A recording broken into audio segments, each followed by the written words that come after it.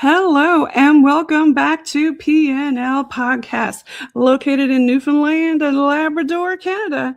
I'm your host and founder of Paranormal NL Podcast, Jen Noseworthy. Thank you for tuning in to UPRN, United Public Radio Network, 107.7 FM in Ireland and 105.3 out on that Gulf.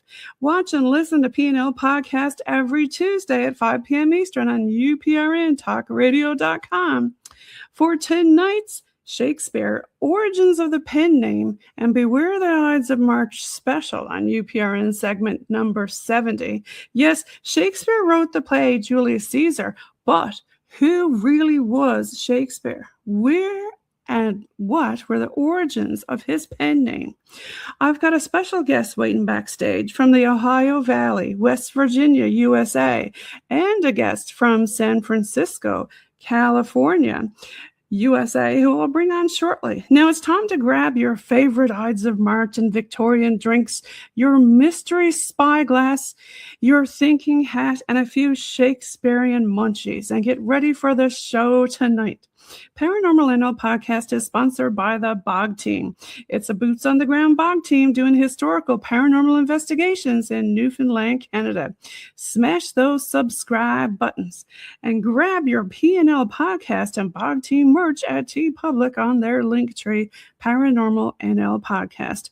All BOG Team music heard in the intro and the exit is available for download and use on all social media and streaming music platforms. Now, let's get on with the show tonight. Paranormal NL Podcast believes in supporting international paranormal networking and highlighting global paranormal people, places, and things. And we also like to include a lot of authors on our show. Now, tonight, I've got a special co-host here, and he introduced me to tonight's guest. Now, I'm going to bring him on the stage, and he's all the way from West Virginia. We've got Mark. Welcome. Mark, I'm going to unmute you. Welcome. Did you have a nice weekend? Yes, I had a great weekend. Yeah, Happy New Year. Happy New Year to you. I know that we're already all the way into March right now, but yeah, so you're going to get pinched if you don't have any green on this month. Now, I'm going to pull up Katherine. She is our guest tonight, and she comes in with us all the way from West Coast, California. Welcome, Katherine Chiljan. And here she is. Let me take off her mute. Welcome, Katherine. Hi, so happy to be here, Jen. Thank you. Thank you for being here tonight. So, Mark, I'm going to have you introduce yourself since you're the co-host tonight. And then I'll have Katherine introduce herself. I'm just going to put Katherine on mute there for a second. Mark, you want to go ahead and introduce yourself to the folks listening on UPRN, United Public Radio Network, around the world? Okay.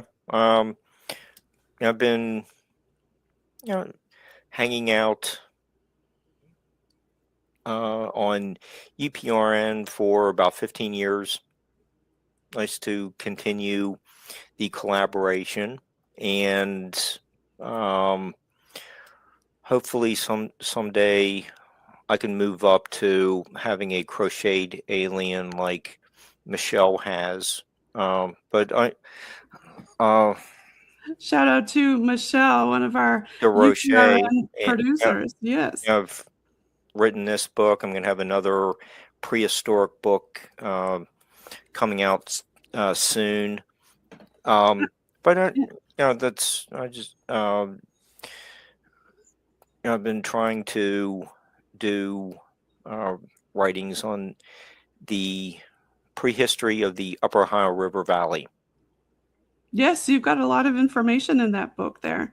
So, Katherine, welcome. I'm going to unmute you here so we can talk with you. The ghosts we're trying to call earlier, the ghost of Christmas past. Yeah. Welcome all the way from California. Tell the folks listening on UPRN a little bit about yourself.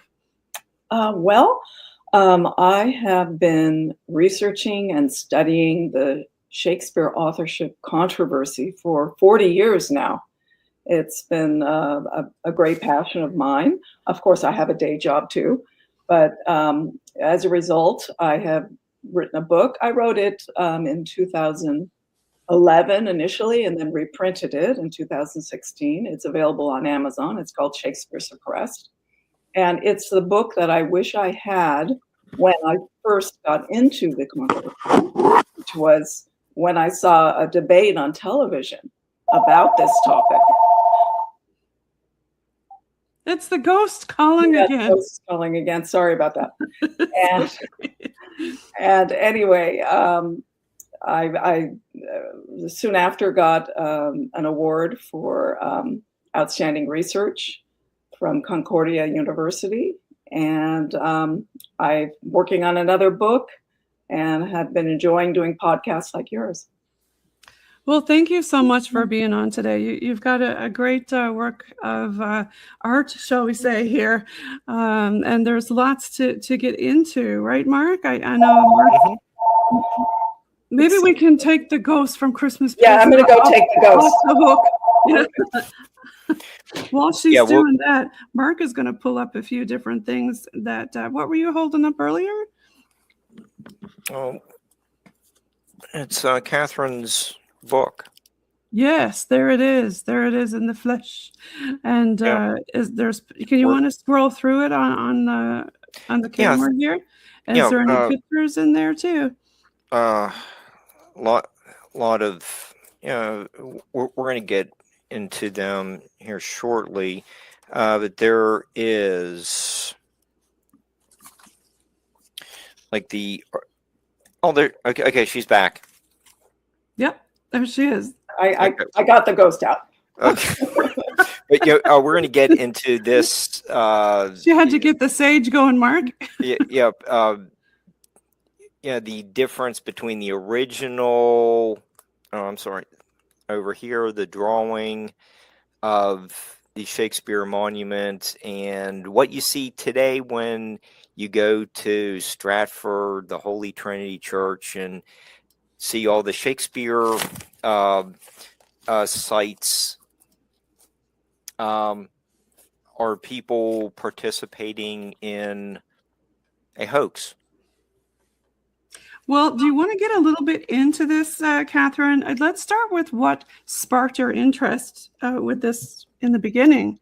Yes, it was a debate on television between a Shakespeare professor and somebody who said that Shakespeare was actually the 17th Earl of Oxford.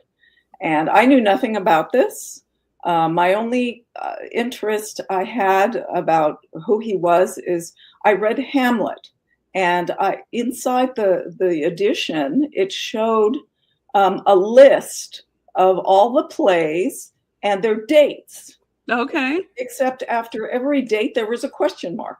And I thought to myself, gee, after 400 years, they still don't know when Hamlet was written? I thought that was odd. But outside of that, I knew nothing about it. And when I heard Mr. Ogburn make incredible sensical points against the person that the Shakespeare professor believes wrote the works, one after the other, it was very clear to me that there was a problem with the traditional attribution of Shakespeare. And I read the gentleman's book, Charlton Ogburn. It's called The Mysterious William Shakespeare. And that came out in 1984. And then I read it in 85. And I wanted to tell everybody ever since. So because we're talking about, one of the titans of Western civilization. And I think that the world needs to know who he really was. And yes. If they have the right man, then they're going to have a biography attached to it, which right now, the current attribution of the man born in Stratford-on-Avon, we have nothing of a literary biography.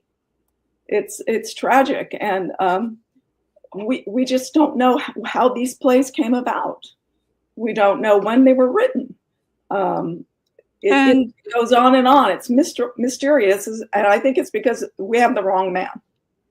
Yes, agreed. There was an interesting picture I'm going to put up on the screen here that I was talking with Mark about. Did you want to talk a little bit about this picture and some of the significance of it? Like, I never really even thought about it until he pointed out some of the oddities. Yes. I also have a picture too. Maybe get a little bit more context.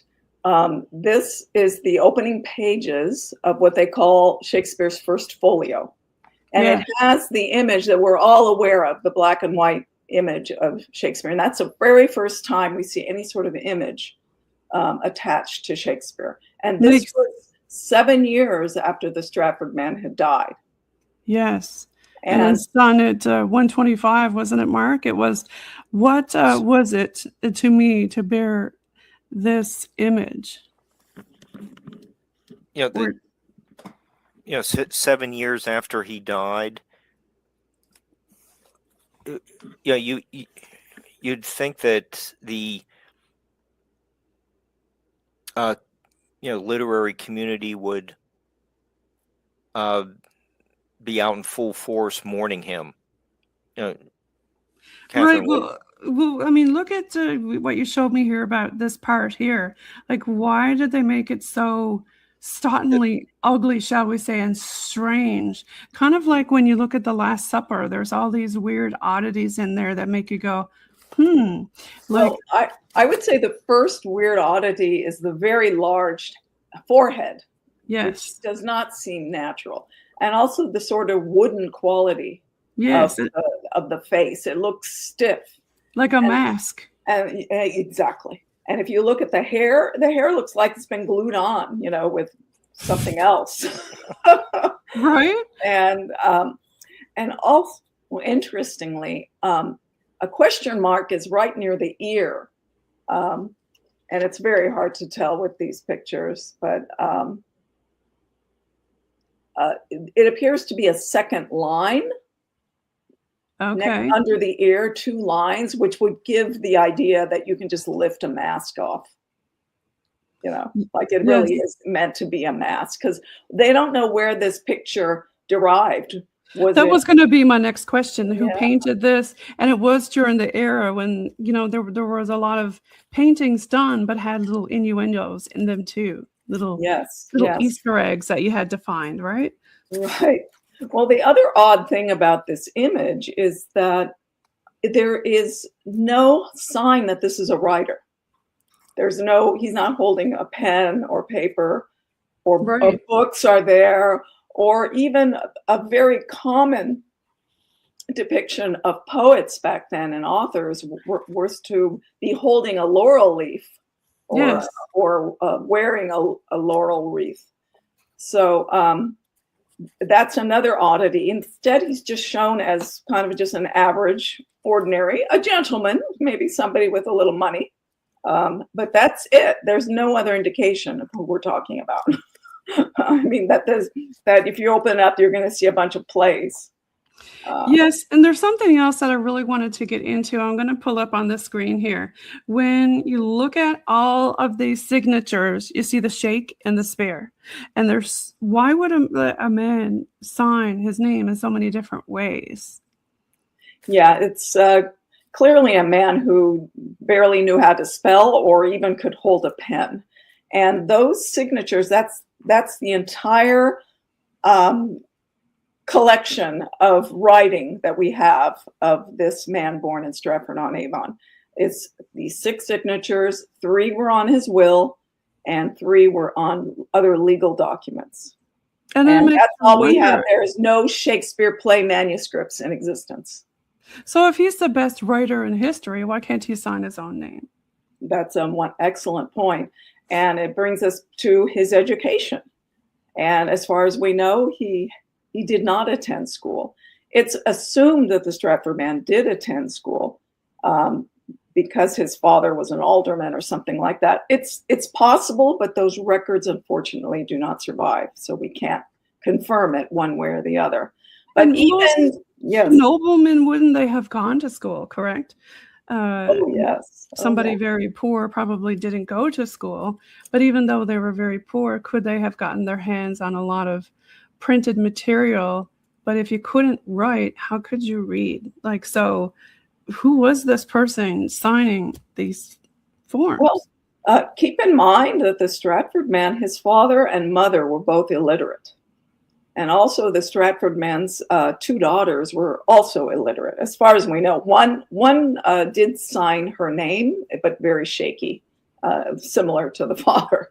So he was born in an illiterate family. They had like little sponsorships for people of humble origins who showed promise. They did have such things. They did have mentors, but there's no such claiming for the Stratford man.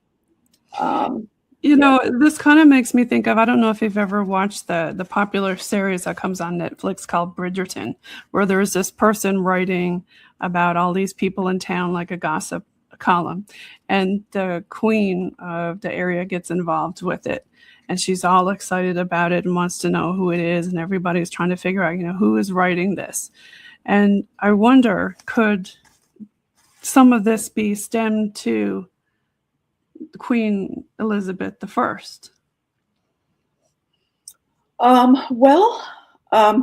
We're jumping around here. If we go and talk about the true author, who I believe was the 17th Earl of Oxford, she gave him an annuity of £1,000 a year. So she partially sponsored, you could say, the great author.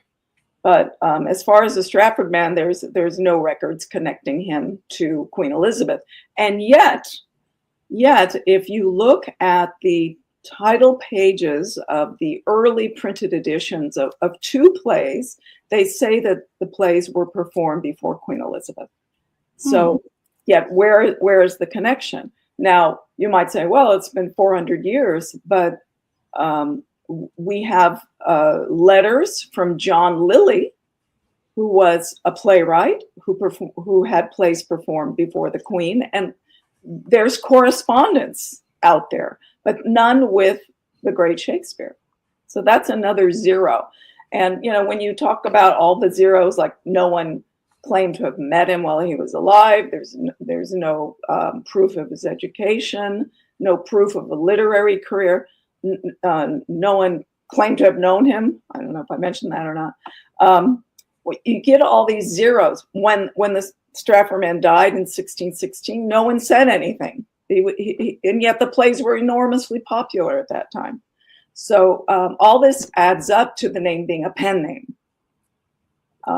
It does the sound problem like that. The problem was that there was somebody with a similar name to the pen name, and that was the Stratford man. And the two got mixed. Now, the Stratford man was involved with the theater. I totally admit that. He held theater shares. He was a member of an acting company. But all the evidence points to his involvement, not as an actor, but as a financier, somebody who invested in the theater and invested in the play company, or even loaned him money. In fact, the first record that we have of the Stratford man in London, it's for him giving a loan in 1592. So that's our first record. And the first association that we have with him being involved with actors of the theater was in 1595. And the Stratford man was in his early 30s already. These are the first references, right? So what happened before that? They call a certain period of 1585 to 1592 as the lost years. They don't know anything about the whereabouts of the Stratford man or the great Shakespeare. Right? He shot a deer. Right. Yes. He got arrested for deer poaching. Right. And ended up didn't he end up in jail? Well, I mean, this is really more of mythology than reality. I mean, these are facts that came many years after his death. In fact, the only evidence that we do have for the Stratford man is posthumous. There's no lifetime evidence that the Stratford man was the great author. Zero. It's really an unproven theory. There's only one piece of evidence, and that was after he died, which we already showed up. It was in this book, the first folio. And if the opening 16 pages give tributes or a letter to the sponsors of the work. And in one tribute, they call Shakespeare the sweet swan of Avon. And then a few pages later is another tribute by another man, and he refers to the Stratford Monument, thy Stratford Monument. And that's what Mark just showed. Yes. There is a monument to Shakespeare in the Stratford-on-Avon Church. But before these two clues, no one associated the great author with Stratford-on-Avon. It was all from this book. And it's posthumous evidence. And what you see today does have a quill, but the original design has a bag of grain or wool. Can you rectify that, Catherine? A sack of some sort. Yeah. The drawing on the left, the black and white engraving, was based on a drawing in 1630 or something. And that's what the monument actually looked like originally. And it was a man with a long beard. He's holding a sack, right? And no quill. And there's no pen and paper, right? But then if you look at today's monument, it looks a little different, doesn't it? It does. It looks completely different. And didn't Mark Twain think also that somebody else was Shakespeare? Yes, he. I don't know if he knew exactly who it was, but he knew it wasn't the Stratford man. And the reason, one of his main reasons, and he wrote a book about this in 1909 called "Is Shakespeare Dead?" But one of his main reasons is that the law terms, the legal terms in the plays are amazing, and he just can't believe that the Stratford man, with no known education and no listing in law schools, we have those records actually from that period. How is it possible that he could have known about this? Right. So, so he knew it was somebody else. There it is. Yeah, there he is. Yeah, is Shakespeare dead? Now, in his book, wasn't there another book, Mark, Thomas Looney? Yeah. But there's this one too. Before we jump into this one, maybe we want to ask Catherine. Okay, so when the Stratford man comes to London, he starts off being a poet, not a playwright. Right. He's a poet first before he goes to London. How could somebody who couldn't even read and write be a poet, right? So what do the what's the difference between the sonnets and the plays we all read in high school? Is that to me? Directed to me? Oh, yeah.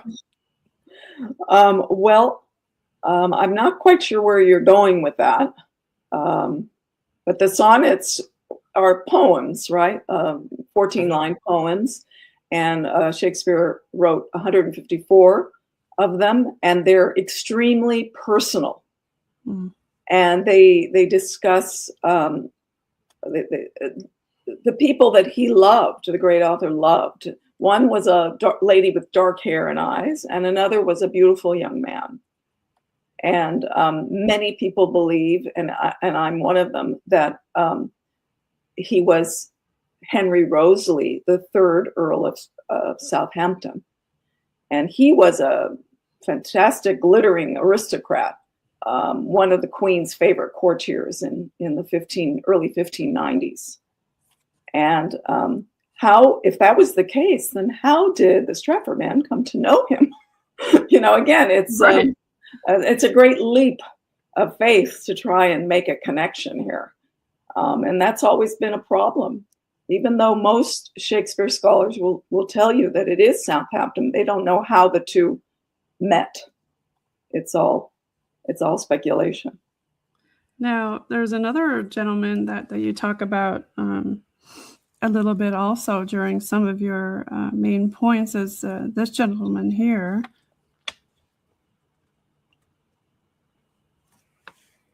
Yeah, that's who I was just speaking of, the third Earl of Southampton. Yes, and in regards to him, I mean, he looks like obviously a nobleman. Yeah. Bring his picture back up there.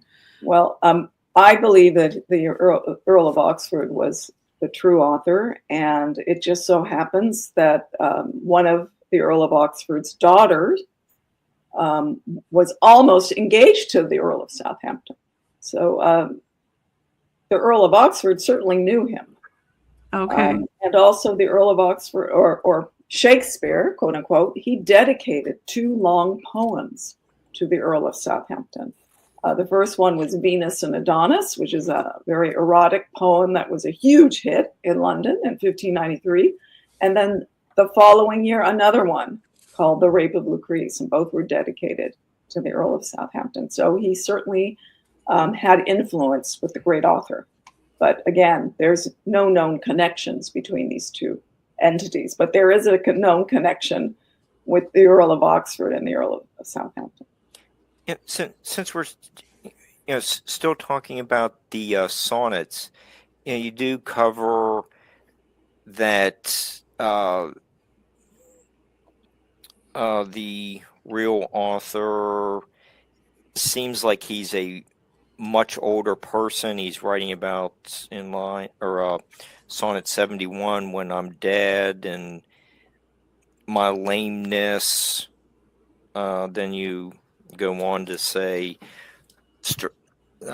man from Stratford was only 34. Yes. It's kind of so he seems much older. And they were when the sonnets were first published. Yes. Yeah. So that seems to be another indication that we're dealing with someone different from the traditional biography. And then you get into sonnet 125. Can you tell us a little bit about that one, please? Yes. The great author says in sonnet 125, "Were it aught to me, I bore the canopy, with my extern the outward honoring." So were it aught to me means, does it mean anything to me? Does it mean anything to me that I held the canopy? Now, and there's the canopy right there, right? What he's referencing is the queen would often go out in like a litter or something, they would call it that. And only like high officials or nobility would be able to hold the canopy. It's just not anybody. So if thinking that it was the Stratford man writing those words, it just doesn't work, doesn't fit. Yeah, but of course, all the people near her are nobles. Yeah, the nobility. Just like our, queen or king nowadays, only the nobles or the family bloodline can get close to them. I mean, you're not allowed traditionally around them if you're not, of a certain breed, shall we say. We don't see a baker in the right painting. Yeah, and it's also a kind of like a disgruntled courtier saying that. Was it anything to me that I held the canopy? Right? Like, if it were the Stratford man, it would be the greatest honor of his life. But here we're talking about somebody who's no big deal. And so he's been around. In other words, he's been around the aristocracy and the royalty. And now, again, a lot of people who write have their own pen name, and I guess you could say that's not them who was writing it. It's somebody else. So this is all what we're talking about. Could it be somebody completely different? I brought this up to Mark. Could it be a female writing? Because back then they really weren't allowed, and like they couldn't even vote or anything, could they? Right. Well, I mean, it certainly could have been, but I don't go by that. I think that the Earl of Oxford, his case is so overwhelming, especially with the life parallels.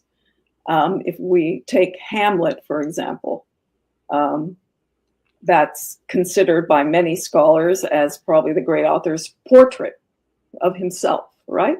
But who are we talking about? We're talking about a prince, right? Prince Hamlet. And he was somebody who went to university. He's somebody who sponsored an acting troupe. We're talking about somebody who, while in a ship traveling, it gets attacked by pirates and they steal everything. These are just a few examples, a few parallels. And all of this pertains to the 17th Earl of Oxford. The same thing happened, right? And I think it's just obvious. There's another obvious one in All's Well That Ends Well, the play. Why do you suppose that he would do that, though? Not use his own name? Okay, well, that's a good question. The reason why was because associating with the theater during this period was considered something, déclassé.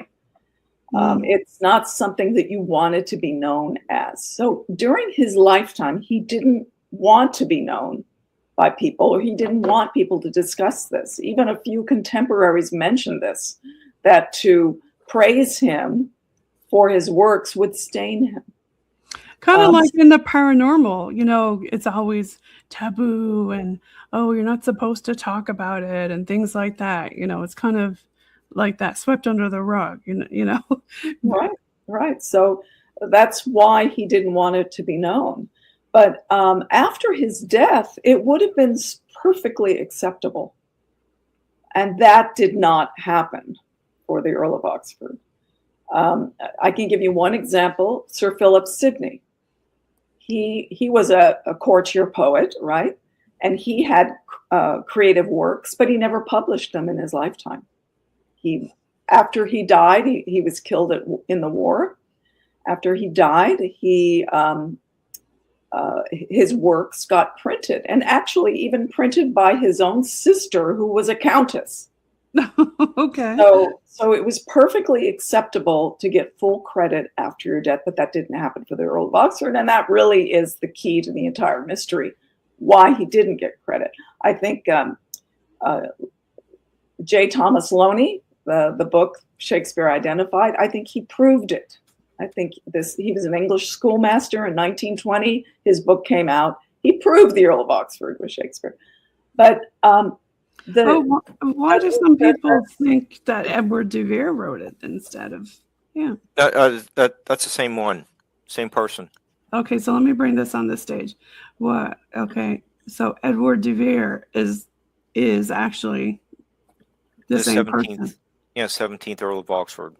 Yeah, there you go. He was the one. And you can read Loney's book. It's excellent. You can read, there's many books and articles outlining his case as the great author, that he was using the pen name William Shakespeare.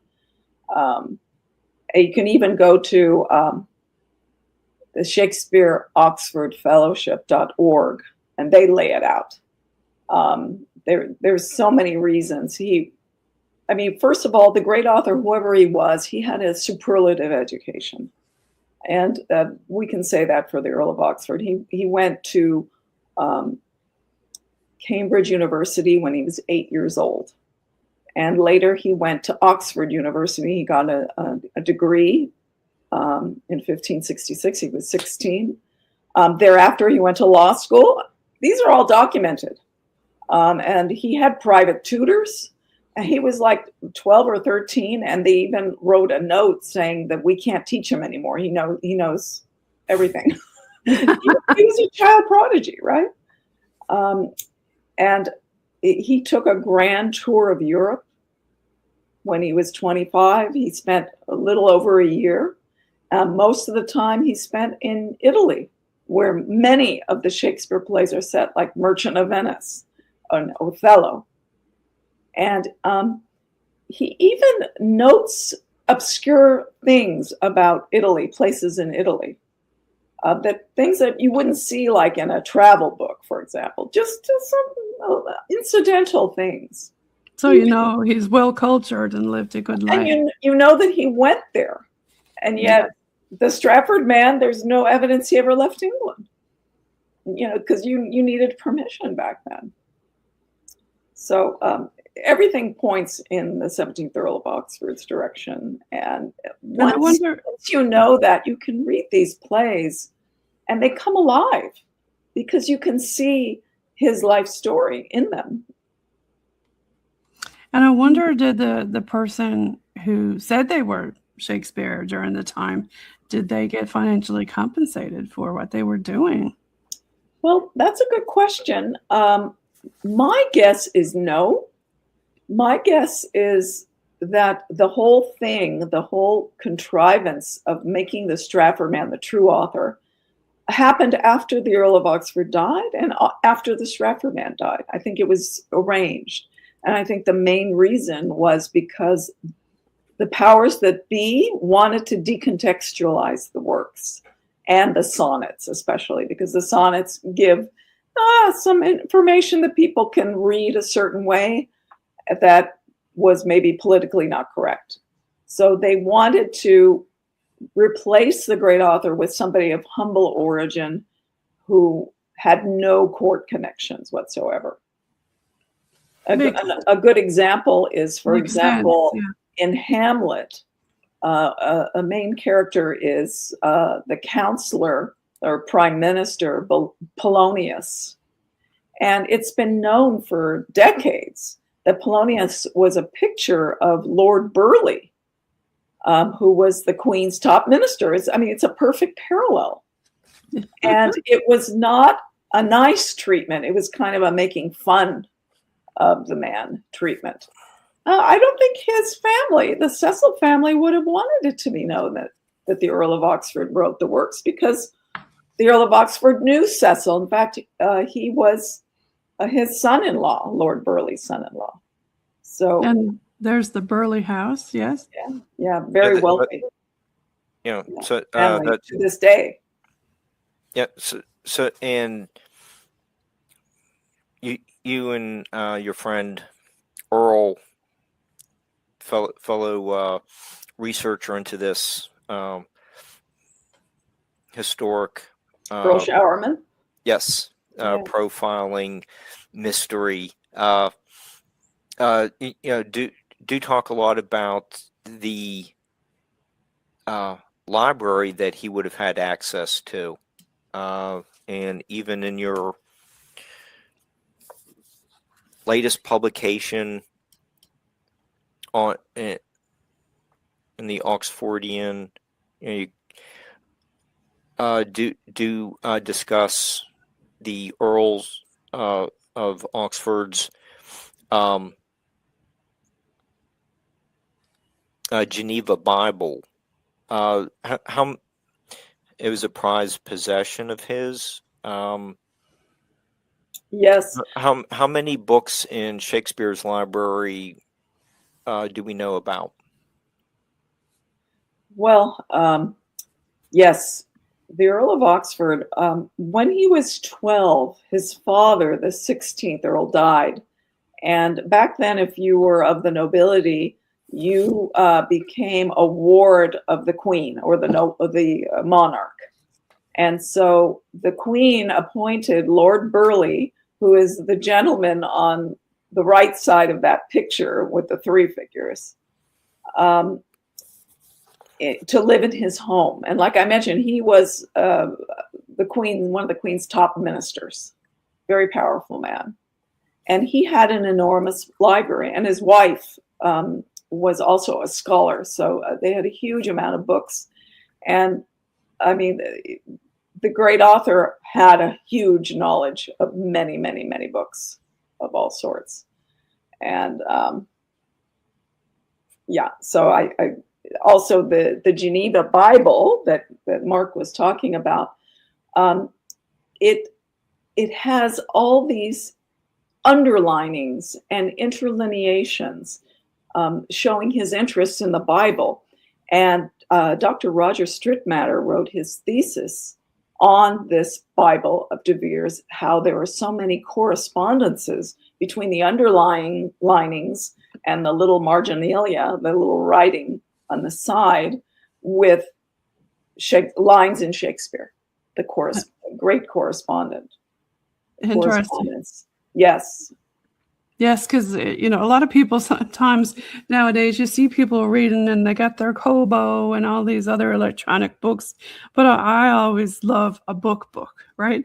So you can do that, write little things in the margin. And, it seems like a thing of the past now to be able to do that, right? Well, the true Shakespeare loved to do that too. So, and this book is at the Folger Shakespeare Library. And actually, if you go online, you can see it. You can see the entire book and all the little scribbles that he did.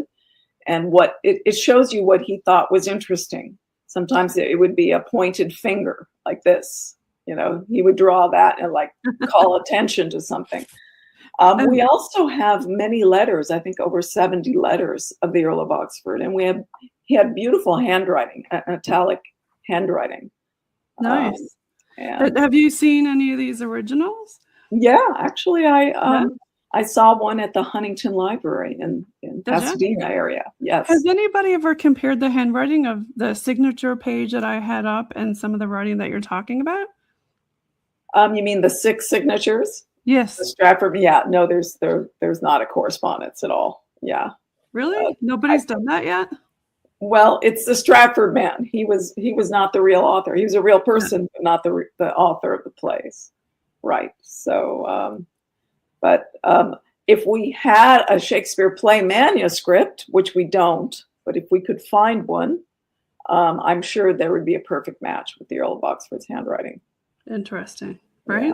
But the point is, we need to find those manuscripts. I mean, we're talking manuscripts for over 40 plays and 2 long poems and all these sonnets. Where are all the writings? Where are they? They're at the Smithsonian in the basement, where everything else is. Well, wherever they are, they're buried, and nobody knows about them. And we need to find them because they're going to tell us so much. And I'm hoping they're still around, that they haven't been, It makes you wonder what else they got downstairs in their basement. Yeah. Do they even have some works maybe by him that were never even read before? Well, new things are popping up every now and then, about plays, anonymous plays that could be Shakespeare's. So actually, there are several. There are about 10. Which my colleague Ramon Jimenez, he wrote a book called The Shakespeare's Apprenticeship. And there were several plays that are like Shakespeare's plays, but they're not exactly the same. Like there's Taming of the Shrew and Taming of a Shrew. And there's Henry V, and there's the famous victories of Henry V. There's a few of those. And there's actually very close correspondence, but they do not put the name Shakespeare. These scholars do not attribute them to Shakespeare because they think they were written too early. But of course, this timeline is totally bogus if it's the Stratford man. Too early then what? If they were the Earl of Oxford, they're going to work. So were they more like rough drafts? They could have been rough drafts, but I really think they were early versions of plays, and then he later rewrote things. Can you imagine if somebody found that in a garage sale or something? It's somebody's attic somewhere. Like, wow. I mean, some of the greatest painting people have had things found like that, haven't they? Yeah. Oh, yeah. They have found many important works in people's basements. And, you know, it's so unfortunate that things like this are so delicate, because over time it does fade, right?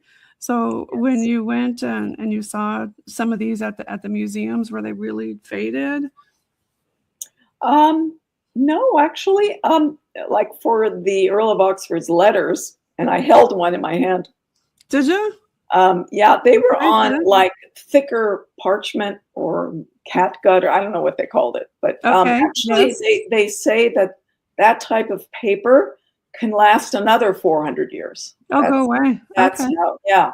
Yeah, because today's paper is kind of bleached out. You can put it under a light, and if it glows, then that's the new stuff, and the old stuff doesn't do that. Yeah. Yeah, that's how you can tell that kind of stuff apart. Mark, do you have any other show and tell stuff that you want to hold up talk about? I should give a shout out to your co-host, Brian Bowden. He's the one that introduced me to yourself. I think that's where I saw you on Brian's show, Third Eye Live with Mark. Yeah, that was the Italian restaurant show when I had a little bit of a problem with the tech stuff that happened down the street, and I had to broadcast from the neighbor's birthday party. But yeah, here's the New Place souvenir book. Okay. And you know, Catherine's familiar with the opening sentence to it.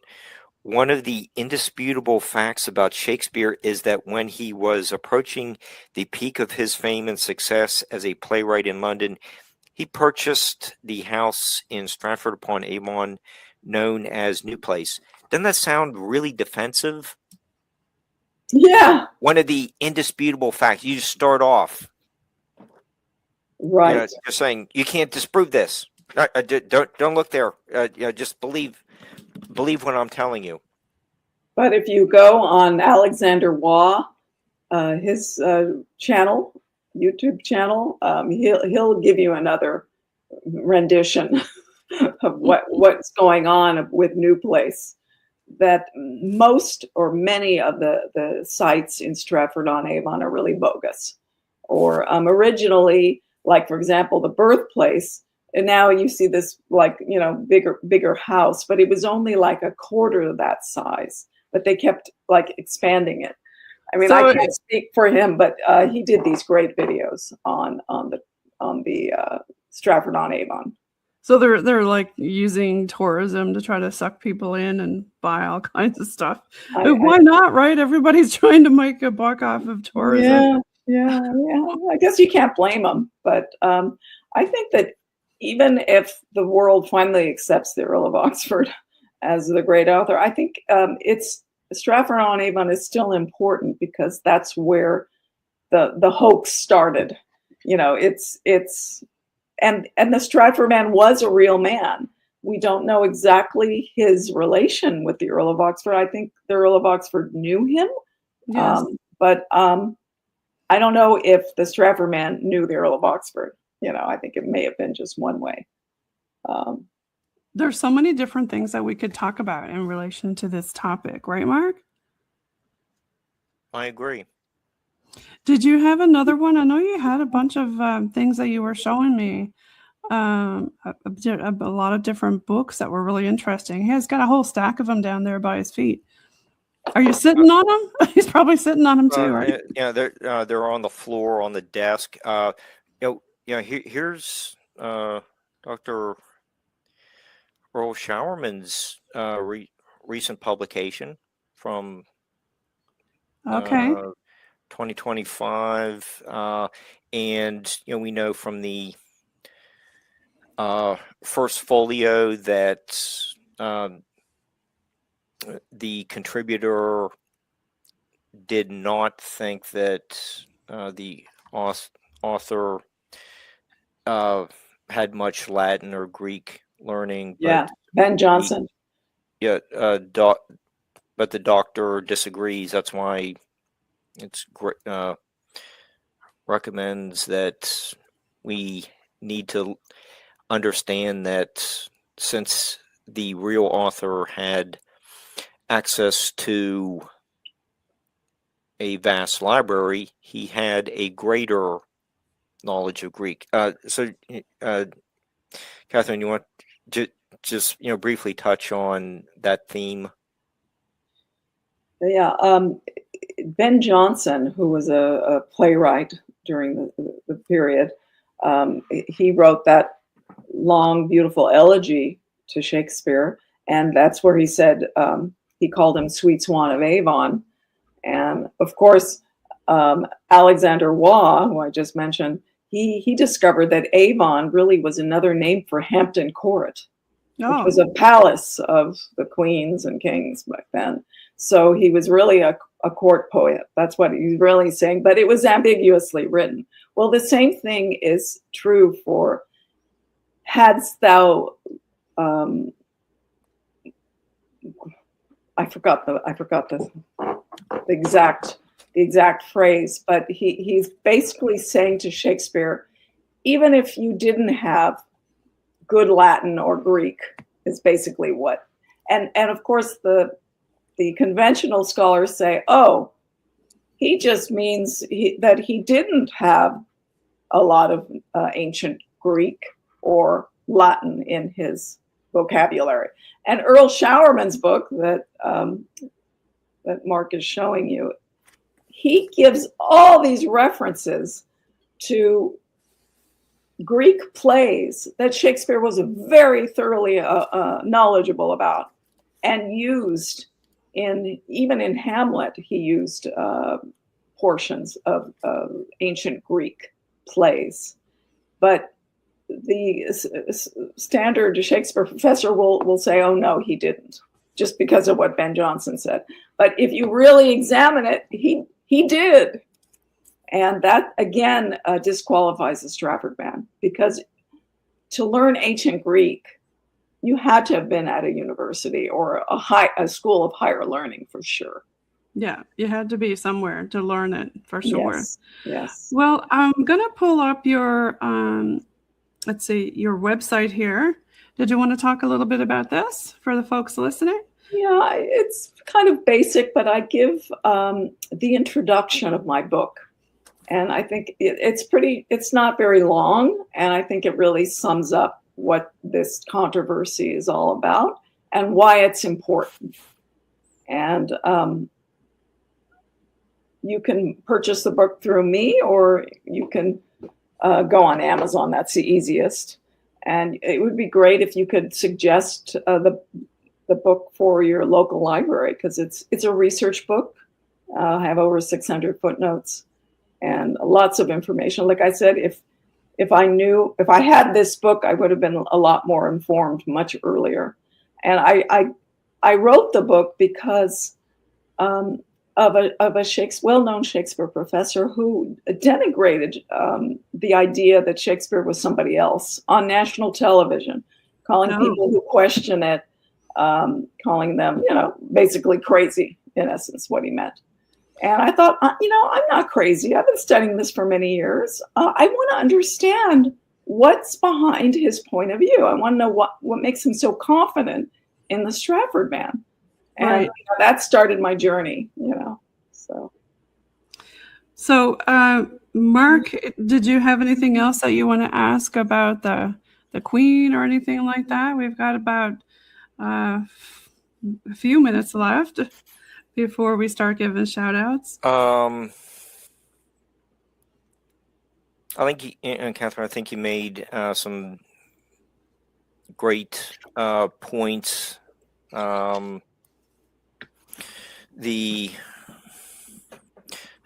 think one line, just put it down. Put it down that there is the line you're looking for, and though thou hast small Latin and less Greek, From you, Mark. thence to honor thee, I would not seek for names. That's where Dr. Showerman changed it to from less to greater Greek. But your friends and colleagues at the Shakespeare Oxford Fellowship, really do present very convincing information. That Yes. we have been dealing with the wrong person for over 400 years. Yes. We publish the Oxfordian, which you could see in one of the images you've got up. I did the cover story of the latest issue, and previous issues of the Oxfordian are free. You can go online to the Shakespeare-Oxford-Fellowship.org website. And that's the latest issue. And we also have yearly conferences, annual conferences, which are open to the public. You do have to pay, a conference fee, but you can do it by the day. You don't have to do the entire conference. So I really urge people who really love Shakespeare and care about him, care that the real author gets the right credit. Because Catherine, I was going to say a lot of people aren't even aware of this. Right. Yeah. So a lot of people listening here today, this may be the first time they've ever heard of this, and now they can go and kind of search it. Do their own research, kind of the same way that you did. Because when you found out about it, you said, "Well, wait, what?"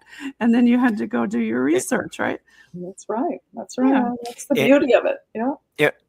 And if people do want to delve into this topic more, if they aren't satiated enough by reading Shakespeare Suppressed, they can see the movie Anonymous. And Catherine, you have a praise from one of the actors from that movie?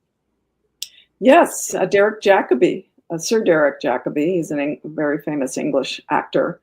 And he read the book and he wrote me a nice letter. So I have the approbation of a great Shakespeare actor. Nice. Yeah. So do you all want to start giving some shout outs? Catherine, where people can find your work and your book? I know you do have a YouTube page where people can watch some of your presentation. And you also have your website where you can get the book. And I think it's on Amazon. That's about it. I'm on Facebook, but I'm not on a lot. But if anyone wants to email me, if you go to my website, you can contact me. And if you want to ask a question, I'd be happy to answer. Yes, and on the bottom of the screen there, you can see her Shakespeare-Suppressed.com. You can go to the website there. And Mark, do you want to give some shout outs on where people can find your work? You can get Lakes and Lizards on Amazon. I do a show pretty frequently with on Barbara DeLong's network. Brian Bowden lets me hang out with him on Wednesday nights. So I'm just kind of busy with helping out with podcasts. I really enjoy it and appreciate this opportunity this evening to participate in this enlightening discussion. And thanks so much again for coming on, Mark, to co-host, because you're very knowledgeable. And, you introduced yourself, but you didn't mention that your literature background. The affliction. I after doing stuff like, Shakespeare was not the real author. What are my chances that I'm ever going to have a full-time teaching job? It's probably diminishes. Then you throw in UFOs in the Bible. So I'm not really employable, but podcasts keep me busy. Yes, I want to thank enjoy you it. both again for being on the show today. Really appreciate having you both on. It's a great topic. I want everybody to go out there and look at Katherine's work, and you'll be surprised at a lot of the information that's out there that a lot of people don't know about who was Shakespeare. So I'm going to leave y'all with some BOG Team music. Let's see, we've got some 80s, we got rap, we got dance, we got folk music. Do you have any special genre that you like? We got country, we got techno. How about a bit of folk music? Yeah, that sounds good. There we go. In the shadows where the spirits weep. And don't trip up in any Ides out there. And thanks again so much for being on the show, y'all. Thank you, Jen. Take care. Thank you. In the land of the living, where hope is sown.